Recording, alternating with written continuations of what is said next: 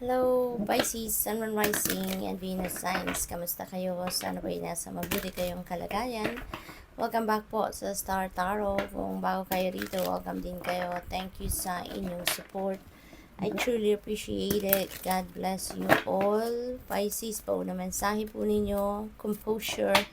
Ayan, so Pisces, keep your composure kahit ano man daw ang mga kaganapan sa buhay ninyo, no? Importante na composed pa rin kayo, nasa sentro pa rin kayo ng sarili ninyo, no? Pisces, nang sa ganon, hindi kayo basta-basta mau-overwhelm ng kahit anumang pangyayari sa buhay ninyo, lalo-lalo na kung meron kayong mga pinagdadaan ng challenging situation, okay?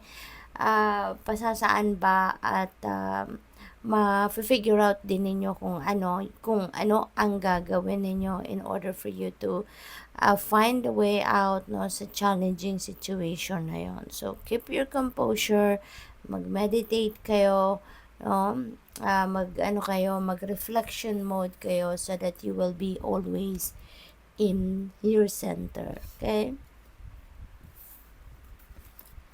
So we have raise of your vibration. Ayan. So you are raising your vibration. At maganda rin kapag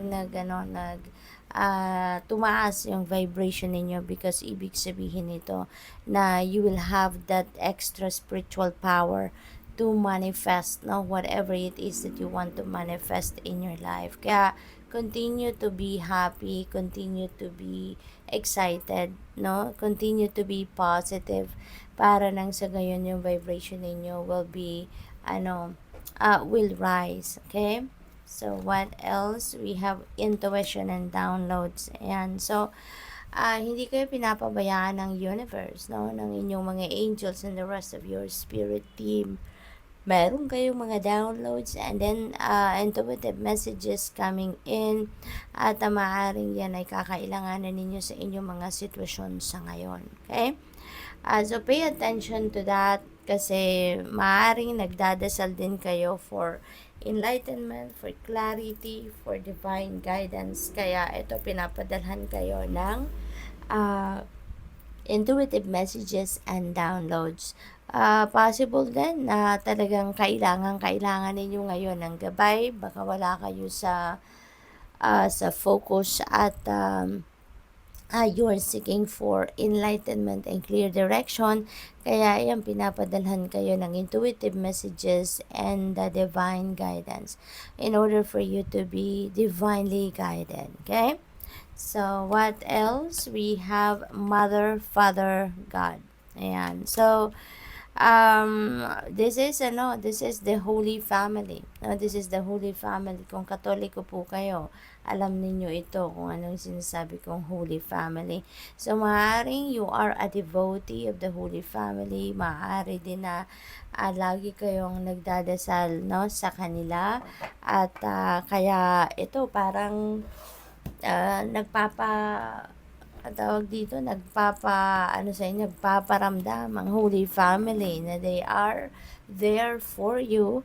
And siguro kung ano man ang hinihiling ninyo rito, no, sa Holy Family kay Mother, Father, God, ito yun yung ninyo, ito yung maaaring abot kamay na ninyo yan, kung ano man ang hinihingi ninyo. It could be possible then na parang malapit nang ibigay sa inyo kung ano man yung inyong hinihingi, or this could be a guarantee na kung ano yung dinadasal ninyo ay ibibigay na sa inyo, no? This also, parang nakikita ko din dito na parang ang lapit-lapit ninyo, no, sa kanila, parang yung veil between you and the Holy Family or the Mother, Father, God is very thin.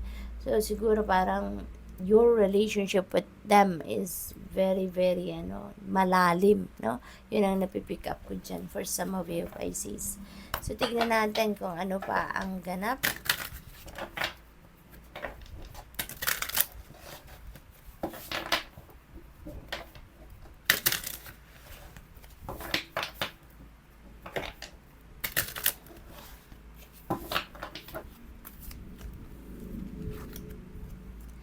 Forgive others even when you don't think they deserve it. You deserve that peace that comes from forgiveness. That's very true, Pisces. Kasi 'di ba kapag nagfo-forgive tayo, hindi natin 'yang ginagawa for them. Hindi natin ginagawa yan para doon sa mga taong nakasakit ng ating damdamin, but we are doing it for us. No? Pag nagpapatawad tayo, gusto nating mag-move on na sa buhay, gusto nating makaluwag-luwag na ang ating pakiramdam, ang isip natin, ang damdamin natin. That's why we opt to forgive, 'di ba? At ginagawa natin yan pabor para sa sarili natin, para nang sa gayon lumuwag na ang isip natin, lumuwag na yung nararamdaman natin at mawala na yung stress. When you love yourself, it's easy to love others. That's very true, 'di ba? Kasi mahirap tayong magawa ng something para sa iba or towards others kung hindi natin kayang gawin yan para sa sarili natin. Kaya kapag mahal natin or marunong tayong magmahal sa sarili natin, for sure marunong din tayong magmahal sa iba, 'di ba? Mabilis din nating magagawa yan towards other people. Ayan, ang ganda, oh. So, no one can outgive God. Be generous with your gifts. Do more, be more, give more, and have more. Ayan, ganito talaga ang pagiging generous, 'di ba? Pag nagbibigay tayo sa ibang tao, pag marunong tayo mag-share ng blessing sa ibang tao, God is blessing us with more, no? Ng kung ano-ano pang kailangan natin or kung ano yung binibigay natin, God is giving us more of that.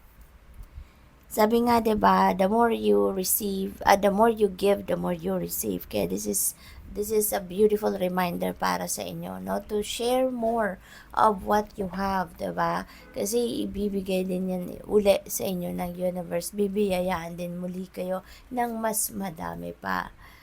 So we have, when life gets difficult, get up, get dressed, and look yourself in the mirror and say, not today, I got this. Okay? So kapag may dumating na problema, kapag may dumating na medyo difficult, no, na sitwasyon sa buhay natin, diba, tignan ninyo ang inyong sarili sa salamin, sabihin ninyo, not today, I got this, diba?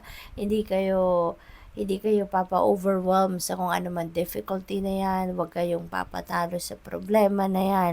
'Di ba? Kasi mas makapangyarihan tayo over that. We are more powerful than we thought, 'di ba? Kaya kapag may mga challenging situations, difficult situations na dumadating, sabihin natin hindi tayo kaya ng problema, kundi kayang-kaya natin ang problema. Kasi unang-una, meron tayong kakayanan, 'di ba? We have all it takes, 'di ba? Para masolusyonan natin ang kahit anumang problema. Always remember also na walang problema na walang solusyon. Kaya let's always think, no? Right away, kapag manalaman na natin may problema tayo, ano ang problema natin, let's not dwell on the problem itself anymore. But since alam na natin kung anong problema, isipin na natin agad ano ang magagawa natin para masolusyonan natin ang problema. Diba? So, good luck. Thank you for watching. Love and light. Namaste.